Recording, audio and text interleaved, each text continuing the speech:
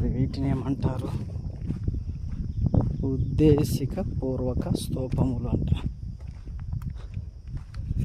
ఉద్దేశిక పూర్వములు అంటే స్తూపాలు అనేవి బుద్ధుని జీవితంలో సంఘటనలు, పూర్వజన్మలకు సూచనగా యాత్రికులు వచ్చే మొక్కుబడి స్తూపాలు, ఉద్దేశిక స్తూపాలు.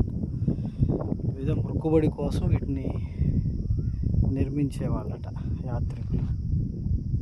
అంటే బుద్ధుడి జీవితంలో జరిగిన సంఘటనలకు సూచనగా. ఇవి ఏమో రాతి తొట్లు, నీళ్ళ